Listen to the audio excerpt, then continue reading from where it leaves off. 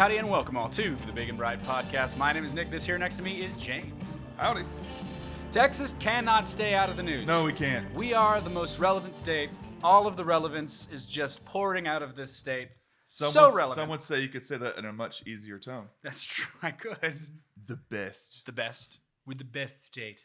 The best state, except for what? Except for Mar-a-Lago, which is not a state. He made it one. I'm telling you what, Mar-a-Lago is going to be the next protectorate of the United States.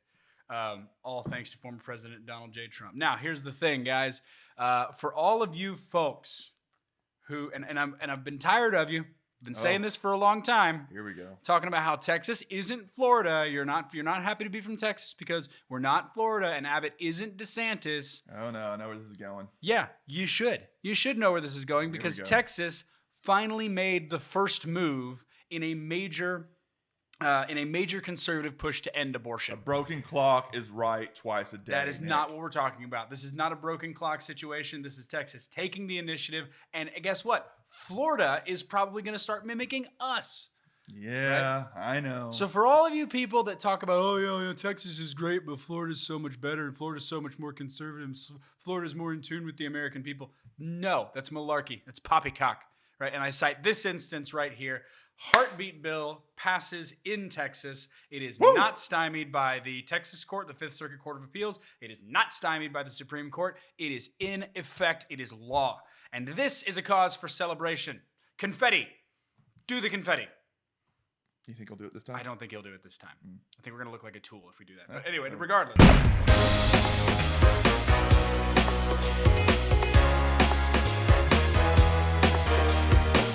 Confetti is our truth, but this is a cause for celebration, right? And now, not everyone thinks so, James. In case you haven't been following the news, not everyone is super happy with our great state and the actions that we've taken. Yeah, it seems like we're of everyone's concern all of a sudden because it's passed a long time ago.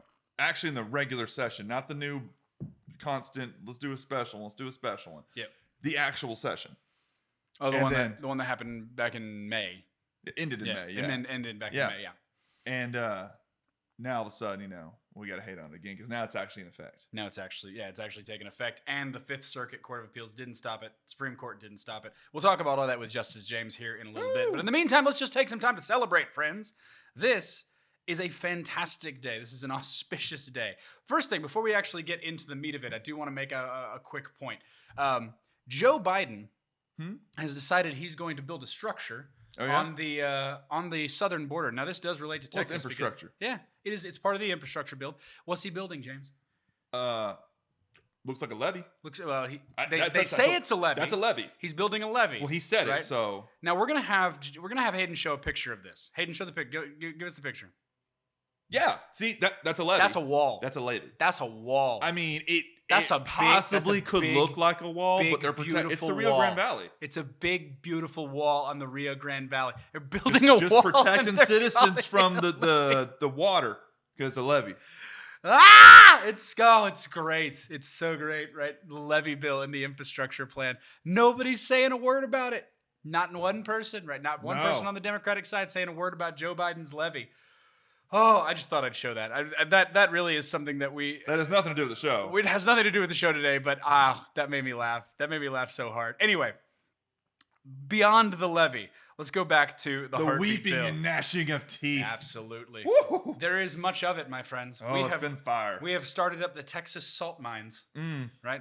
Harvesting the salt from all the beautiful liberal tears. Yep. A little bit in here. Anyway. Instead of cream today, I used all the Democrats. So what measures were taken specifically, because you're the one that understands the nuts and bolts of the legal system more than I do. What measures were taken specifically in order to try and block this thing? Because we heard about all kinds of different things, different measures that they were taking to block it. They all failed. Why did they fail? What were those measures? What happened here? Okay. So this is super easy to understand. They made a claim, they being this conglomerate of people and organizations, Planned Parenthood, all this kind of like it's a big like and such and such and such and such. Like, all right, fine. Everybody that hates it, got it. Yeah, Infanticide Inc.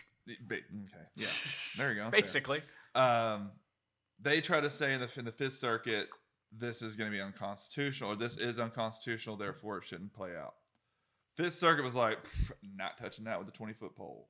Mm-hmm. Bye. Like, nope, nope. And then it went to the Supreme Court for under emergency conditions. Well, Supreme Court. So hold on. Can the Court of Appeals do that? Can the Court of Appeals just be like pass the buck? Yeah, just oh say, yeah, they're not going to say the words pass the buck, but they can just say I don't want to do this. Send it to the Supreme Court. Right. They'll say like, what was the original order? All right, affirm. Because whatever. If you overturn, you're not overturning me. You're overturning that person. I did not know they could do that. Oh, I thought that once you sent it to the Court of Appeals, like they had to make a decision and then you could appeal that to the Supreme Court. No, and Supreme Court doesn't even have to hear this. Yeah, like, they could have been like, yeah, we're not touching that. No, but I don't care. No. But here's what they said. They actually took it up to address it because some people don't know. Because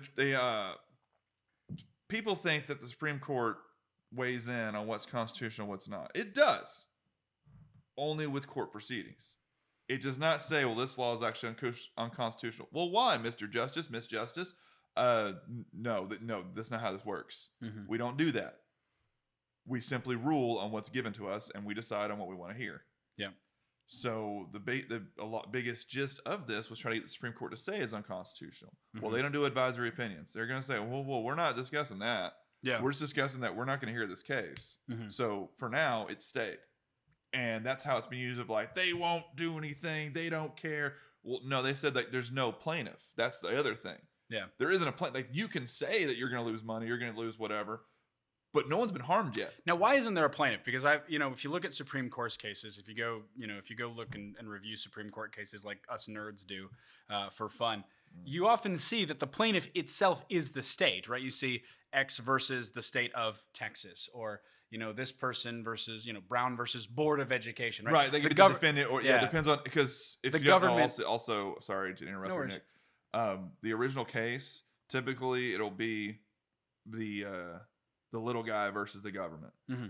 And then more often than not, how it gets the Supreme Court, well, little guy wins. Well, the government appeals. And now all of a sudden, they're the plaintiffs and they're the defendants. Mm-hmm. So it switches.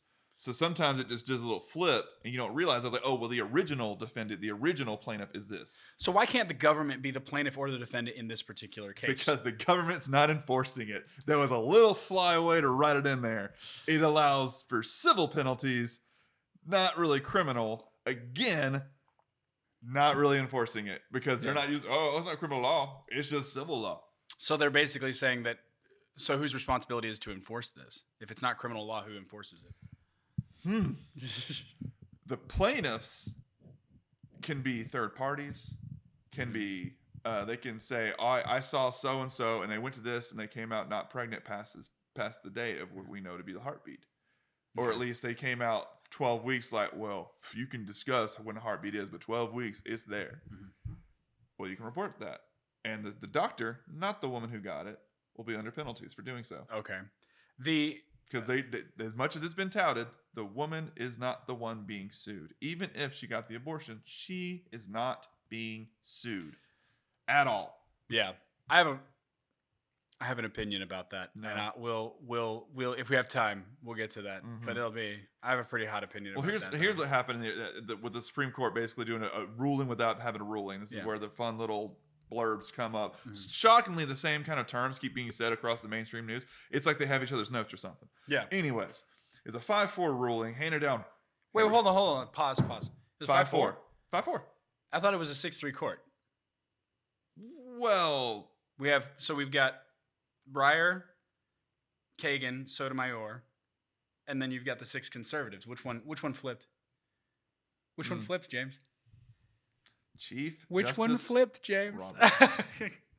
Who is not a conservative judge. That's a whole nother subject. Is he a constructionist judge? You're not going to trigger me. We're not talking about that. No, we're not going. So we're going to go back to the story that I have pre-written for you to read. I don't know what notes you decided to make your own. I don't go by the pre-written notes, man. I looked through the pre-written notes. There's literally a poster board that just has a thing. I didn't know that was there. I make my own notes. It says trigger James here, trigger James here, trigger James here. Get out of here. Anyways, Justice Roberts did not take it because he's not a conservative judge. Shocker. Yeah. This followed a day-long outcry, but they did it 1 minute before midnight. We'll get back to why that matters. Mm-hmm. This followed a day-long outcry from pro-choice advocates and applause from pro-life advocates. Now, full disclosure, you're gonna have this little article here. It's from USA Today. They couldn't call it pro-choice activists because they called it anti-abortion advocates. They said you're talking about pro-life advocates. Yeah. They couldn't call it pro-life. I'm sorry. Yes, pro-life. Yeah. My bad. I even messed up. No, you couldn't call it pro-life. Couldn't call it pro-life. They had to call it anti-abortion. So, guess that triggers them. I'm telling you. Well, it's almost you hear a lot of these people talk about the pro-lifers and they refer to them as anti-choicers, which So they're choosing to not do it. Saying anti-abortion is kind of a sly way to sort of you're just anti-choice. We're not going to call you pro-life. But you know why they call it that? Because it makes the abortion actually the norm and it's been accepted entirely. Yeah. So you're like, and because to address and to say yes, these people are pro-life is also to recognize the fact that that life is a consequence here. I mean, here's a little semantic you can play. It's like you have this little group, political, religious, whatever it may be, and you have like a good-sized group. You call yourselves the reasonableists.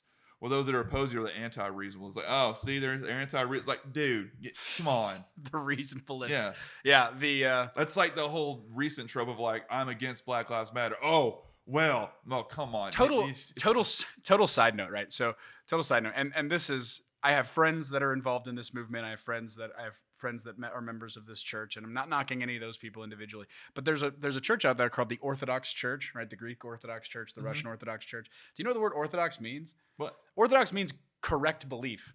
Oh. So they literally call themselves. We win. They literally call themselves the correct church, right? And it's that's their actual name. But we didn't say that, so yeah, it's kind of a sidebar. But it also demonstrates semantics is everything. Oh yeah, euphemisms are what's used all the time. People say, "Oh, we're arguing about semantics now." Semantics. That's how they get it passed. Is the point.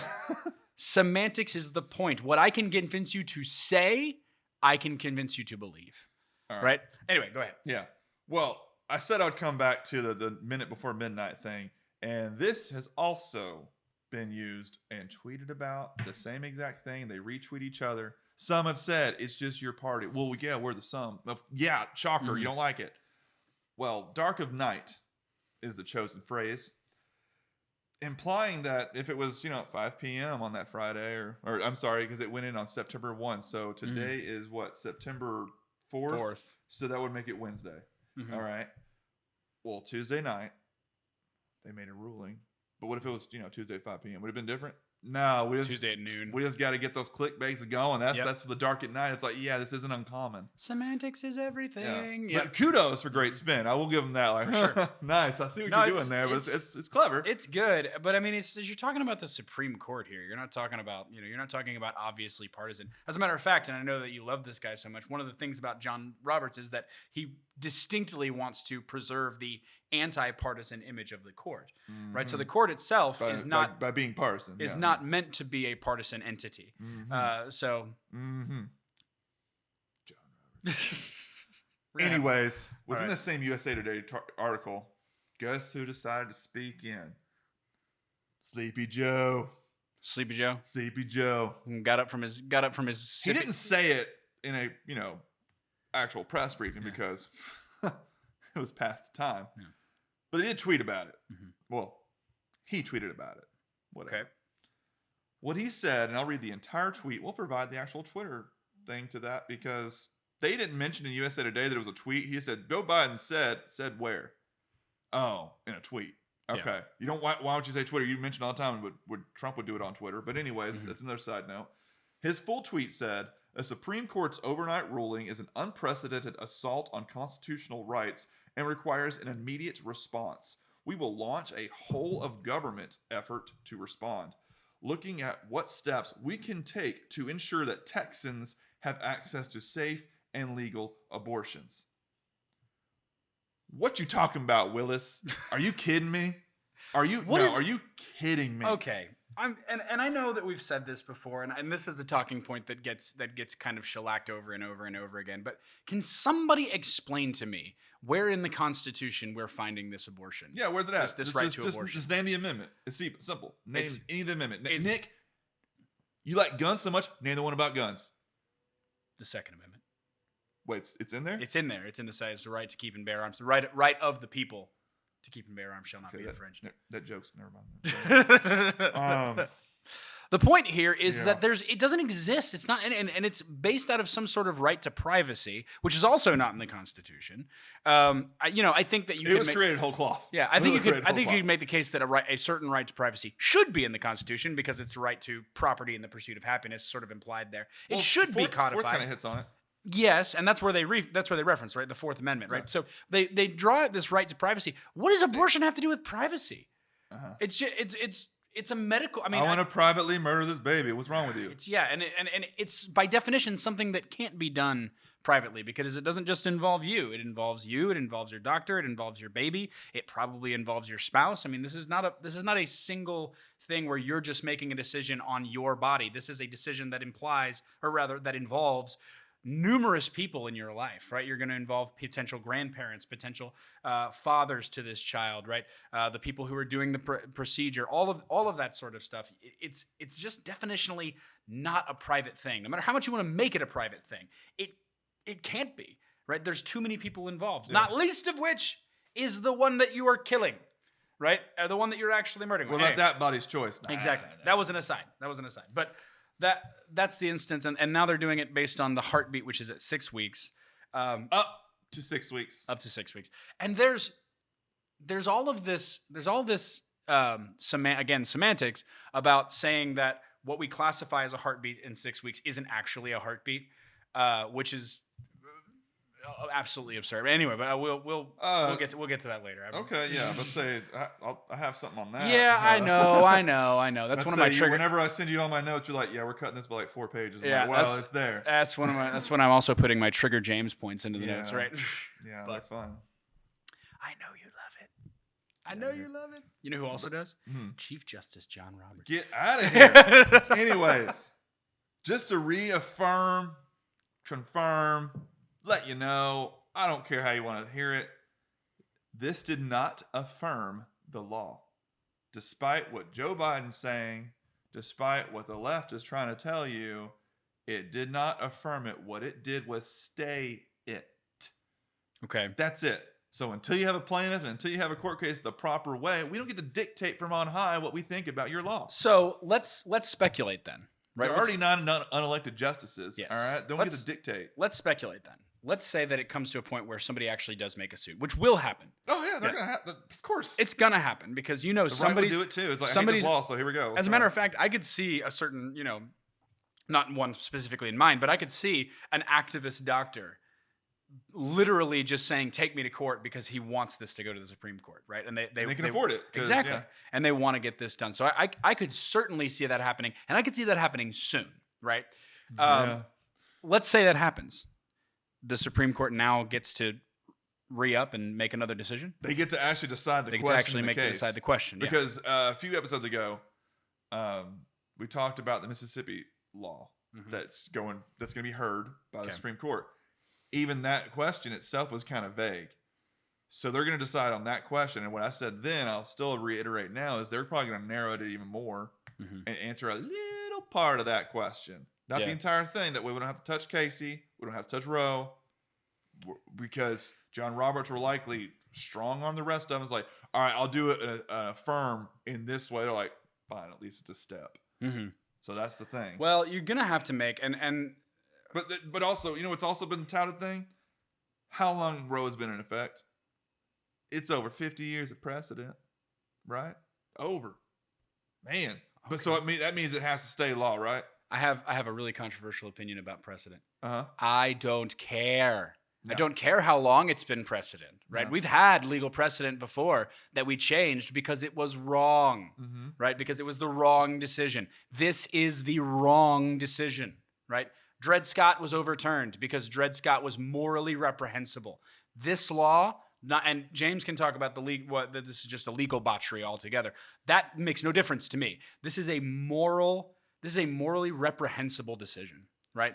This concept, this is the slavery of our time, right? And I know that sort of language often people say they don't like it when you use that language, but when I say that, what I mean is this is the issue that when people in history 100 years from now look back and say, how could those people, those primitive people being us, how could they have allowed such an unambiguous evil, this is what they'll be talking about. See, to me, it doesn't weigh anything. It's like, how are they looked at us in the past? That's usually used by Democrats. Like, we'll be judged in the history, blah, blah, blah. And it's like, okay, shut up. No one cares about future people looking back at us. I care right now. Stop talking future. This will be judged in history, though. But I feel that way. This really it's will getting be more and more judged in history. apathetic, so I don't really know if people actually will care, because once it's not in front of their face more than 5 minutes, and they're like, oh, I don't know about that at all. Anyways, this is going to have to be done incrementally. To your point earlier, right, where you're talking about it's going to be a step. We're going to have to do this step by step. Just keep bugging them. Drives me crazy. Right now, they solidified that that's the norm. Yeah. Abortion is the norm. Well, no, that didn't happen overnight either. Yeah.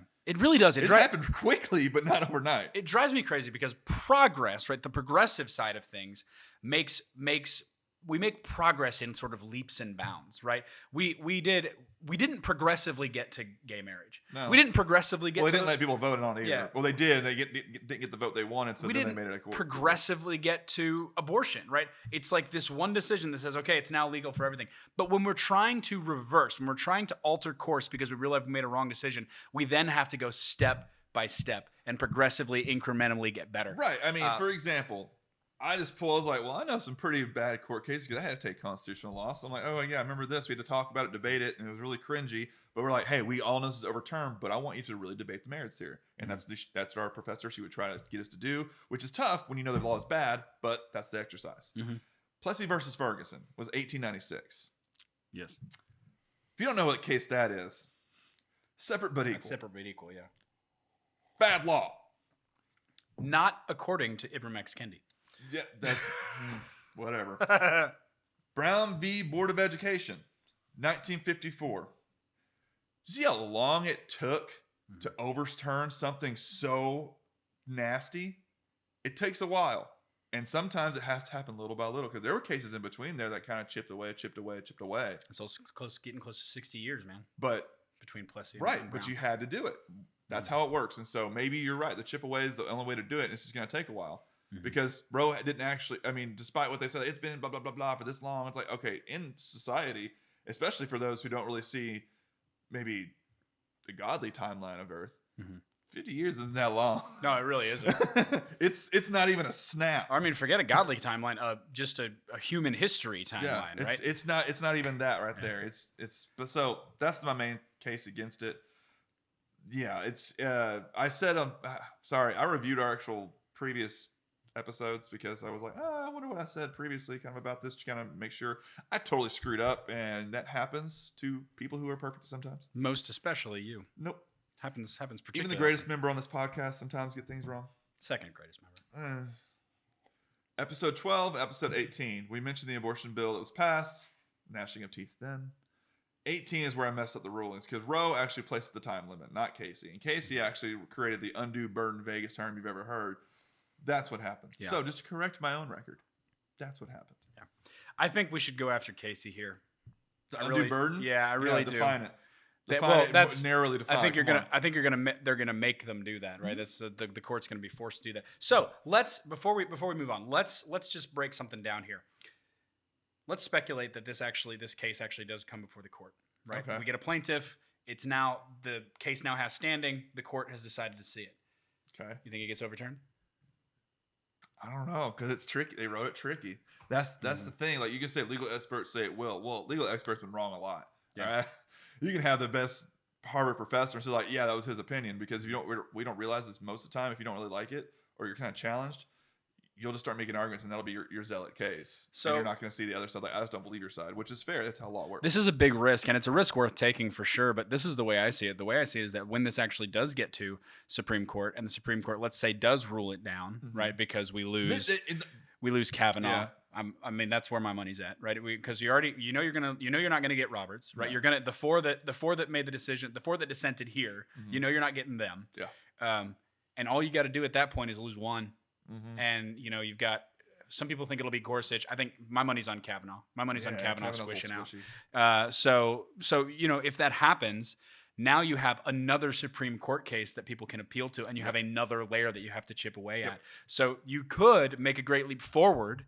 You could also set us back. Right. But that's our bias, how we see it as, because we do not see abortion as it should be the norm. Mm-hmm.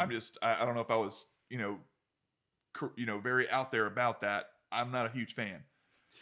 Really, James? Yeah, just not a huge fan. You're so always that's so our bias. ambiguous But with your But I mean, position. I want to at least that's our bias. Mhm. Not going to be ashamed to say that. Is what it is. All right. You don't like it, fine.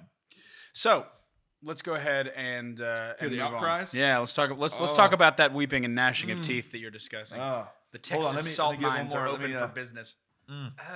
Stacy. According to Texas Tribune, there's an outcry from an abortion doctor.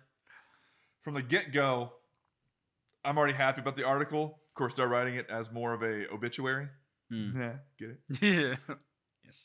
Here's the two first paragraphs because I found them to be wow. Dr. Bhavik Kumar, I think that's as close as I've ever gotten to a name. Dr. Bhavik Kumar said he normally performs 20 to 30 abortions every day at Planned Parenthood Center for Choice in Houston.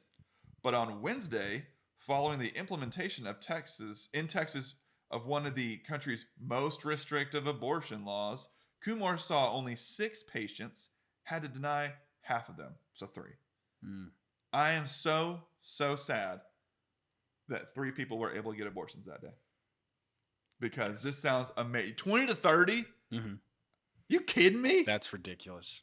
And that's 20 to 30 dead children. Let's be very clear about daily, what we're talking about here. Daily. 20 to 30 This dead isn't a right-wing talking children. about them. This is their side saying this is what happened. There have been over... stopping. What is it? There have been over... what is it? 600,000 or something? I don't know. 60 million. No, it is. It's what it is. It's 60 million. 60 million aborted children. I don't know about that. Since the fall. No, I mean, you look up those stats. 60 million since the inception of Roe v. Wade. Over 60 million children have been aborted. That's 10 Holocausts. I don't see. I don't know if that figure's correct. I don't know. I didn't search that part. It's an absolute tragedy. And now you're talking about 20. I mean, 20 to 30 a day. That's not too unreasonable, right? To say 60 million. That's your daily thing. Yeah. That's it. Your That's day what is you do. Killing people. You just kill babies. Somehow you're different than the SS, but okay. Give me in a room with that guy. Yeah. I will have very strong words for him. Well, okay. And in this article, it even says some patients were distraught, obviously, because now they can't just murder at will. But a good amount of time were helping some of these patients by the doctor's office to find out other options and places outside the state. So, fine. Go somewhere else. Other options like what? Other options like adoption? Like motherhood? Places outside the state make me think that, that's their quote, yeah. Make me think that she's still going through with it. Going to Louisiana? No. Louisiana's probably the nearest. It's not my state. Yeah. Going to Louisiana is probably the nearest spot where you can do that. Then in New Mexico, depending on where you live. Texas is pretty big. Yeah, Texas is a big state. It'd be interesting if this happened in like Rhode Island. Nobody would care. It's 20 minutes away. Get over it. I have to drive 30 minutes. No, it's in Texas it's a bigger deal for sure. But in this article, it starts, of course, because it's nonpartisan, so it's not advocating for abortion at all. Yet it reads as such. Medical and legal experts say the term is misleading about the heartbeat because embryos do not possess a heart at that developmental stage. I really wish there was a source that could maybe explain this better because they don't provide it. Or define the heart. Do you mean that the heart at its fullest mature form? Right? Does that mean, because I will tell you a 6-year-old's heart looks very different from a newborn's heart. Right? There's all kinds of different stages of development in which organs and body parts progress and change, right? Mm-hmm. And so it's almost like saying, well, until they have brain function, what the heck does brain function mean? Yeah. Right? Does it mean any any nervous system activity at all? Because that happens in like 4 days. I mean, you're talking about neurons connecting at a cellular level. That happens very early in the pregnancy, right? Mm-hmm. And you say it's just a collection of cells. Yeah, some of those cells are nerve cells that are beginning to form and bond, right? If you say, it doesn't have a heart. Well, in a heart, the sense that we think of it, but it is something that is pumping blood through an independent circulatory system. Mm-hmm. So what are you talking about? Right? But I was like, that can't be right. Mm-hmm. I literally looked at Mayo Clinic because they're on the left. Yep. Here's what they say at 6 weeks, since that's been the language of 6 weeks, even though it's up to 6 weeks. At 6 weeks, growth is rapid this week. Just 4 weeks after conception, the neuronal neural tube along your baby's back is closing. It's called a spinal cord. The baby's brain and spinal cord will develop from the neural tube. The heart and the other organs are also starting to form, and the heart begins to beat. Structures necessary to the formation of both the eyes and ears develop. Small buds appear that will soon become arms. Your baby's body begins to take a C-shaped curvature. Mm-hmm. So there's a lot of processes in place, mainly the outline of the baby. Also the fact that it uses the word baby in the article. It says your baby's body begins to take a C-shaped curvature. This is MayoClinic.org. I understand that, but Mayo Clinic is... They already call it a baby. Yeah, they're already calling it a baby, and but this is a medical journal, right? Mm-hmm. This is a medical organization that's writing this, and it's calling it a baby, right? Now, part of this is because they're saying, well, they're writing to mothers who want their children. I'm like, I'm sorry, that doesn't mean you shouldn't. That doesn't mean it's different. It doesn't mean it's different if you want it versus if you don't. You don't get to determine that. See, I would actually accept someone's like, yeah, it's a baby, I'm killing it. At least you're honest. I'm cool with that. But be honest. No, you euphemism. That's all you do. Women's health, reproductive health. It's no longer reproducing if you actually kill it. Yeah. Side note. Anyways, back to the same article. Experts say around 85% of abortions that normally occur in Texas became illegal. Praise the Lord. I'm not mad at that. Praise the Lord, man. At a whole woman's clinic in Austin, the waiting room was empty. Praise the Lord. Sounds like a great day. Sounds like a good day. Yeah. Empty waiting rooms at abortion clinics is great. But at the women's health clinic, staffers had been advising not to refer to patients out of state because they feared that it might violate SB 8, which is the abortion law. But at Planned Parenthood, attorneys believe that the actions do not violate law. And here's where it kind of gets fun. Because it is a bad thing to start like saying, hey, we can't do it here, but we got a bus going, blah, blah, blah. Mm-hmm. I don't like that. However, I think they are correct legally because the actual act that eventually will take place, which I'm sad is taking place, is happening outside the state. Now, is aiding and abetting a part of it? Not that a part I've seen the law. It was the action of doing it. Mm-hmm. That's why the woman can't really be sued. It's the doctor. When you actually say, yes, I'm doing it, here we go, that's the act of the doctor, not the woman. Isn't there a part of the law, though, where you can actually sue the person that drives them to the clinic? That part, again, is murky. What if they're driving to the clinic out of state? Can we just it happened out of state. Stop buses at the border. I just don't think they have jurisdiction. It happened outside the state. Yeah, I don't like it, but I get it. No, I'm with you. You're entering into jurisdiction problems there. There's a lot about this that is going to be kind of worked out and cleaned up here in the future. Mm-hmm. But there are some measures that people are taking in order to try and fix this. One of which is the Queen herself, Nancy Pelosi. Yes, Queen. Madam Nancy Pelosi has just got to speak, right?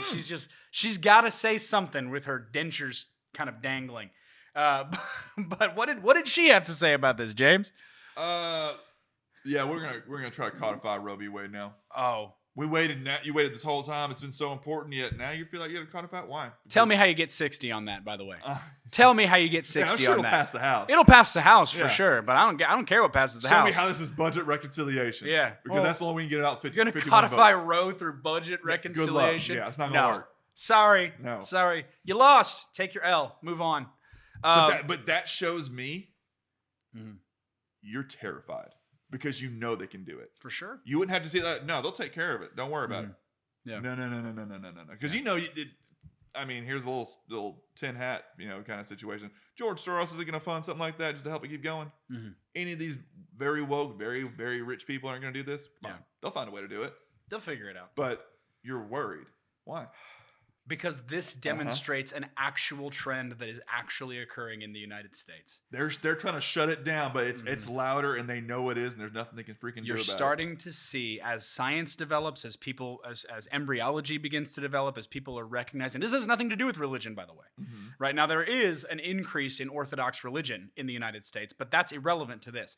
As we start seeing new literature develop on what happens inside a mother's womb, when the baby is forming and developing, and how we see the parts so early on, people are starting to wake up and they're starting to realize this is bad. This is not a good thing that we're doing. Technology has let me see something we have not seen before. Nancy Pelosi has her dentures quaking because she sees that trend happening, right? She is shaking in her insoles. Now she can't tout this. Now she can't talk about it. It's like, right, state made its own decision. What do you care? Lord, man. I'm from California, so I really super care. And yeah, you stay in California. Yeah, stay in California. This again. This article blames the filibuster rule. Shocker, shock. This is from Huffington Post, so I'm not really that shocked. They blame filibuster. Thank God for the filibuster. But they get mad at it, but they forget Trump had the most filibusters against his nominees than any other president. That is For true. instance, Obama was number 1 at 175. Trump was 314. So you loved it. Now you don't. No, now it's racist. God, but Obama used it actually in 2004. It's racist now. How much did they hate Donald Trump? That's according to Politico, 314 filibusters on his policies. According to Politico, which I doubt they would give any kind of favoritism to Trump. Wow. Yeah. They filibustered the wall. Are they going to filibuster this levee? It's a levee, so it's fine. I mean, it's like we showed earlier. It's obviously a levee. Yes. Federalism for the win. I'm loving this, right? Because federalism shows slow and progressive change, and slow and progressive change sticks. Slow and progressive change. Change that took a long time to get there is going to take a long time to go back. I know. Change that you're quickly instituting via an unelected set of judges, that can be overturned quickly, and it usually has a big backlash. But if we can move step by step through federalism, through state by state, what we're going to see is change that is going to be very difficult to revoke. Do you think this is going to separate the country? Do you think that this is going to further polarize? See, if we take it to the states, is this going to further polarize the country? I don't know. Because you had, I believe it was a while ago, California was not paying their per diems to state employees or whatever that went to Georgia because of their heartbeat law or something. Yep. And it was like, wait, hold on. Why are you, you're saying because it's not your state, it's entirely not your business, but you're not going to pay for it because you don't like what that state's doing. Well, why do they care what you think of us? We are very slowly becoming the divided states of America. And in some cases, that's not good. In other cases, I'm totally fine with it. And this is one of those areas where if we're divided over this issue, fine. Yeah. I'll stay divided. I'll draw the line on this one. Yeah. But what else is happening, James? What else? Man, what else are the tearful libs doing? You made me get rid of a lot of stuff because we don't have 8 hours to do a show. No, we don't. According to NPR, the reporting website and how you report the doctor, that got shut down by GoDaddy within a day. They shut it down. Like, nope, you're not using our services. Really? Yeah, GoDaddy will no longer host a site set up by Texas Right to Life, to collect anonymous tips when the state's new law banning almost all abortions was being violated. Well, GoDaddy is just a hosting service. They can go to another one, right? But this still, that's... They did give them 24 hours. Like, all right, we're going to shut it down, but it's not in 24 That's petty. hours. That's petty, GoDaddy. Right. Danica Patrick. This article talks about TikTok and Reddit users. They promoted the people to use fake reports to shut down the site. Clever. This guy's name is Jonathan Diaz. He created an app. He calls it a pro-life buster. And to generate more fabricated acts and stuff like that. Wow. So stories about what? What are they trying to do to shut down the site? Say that just fake stories. No, people that are just fake stories. People that are lying about. Bend over, provided abortions. Like what? Oh, bend over. I get it.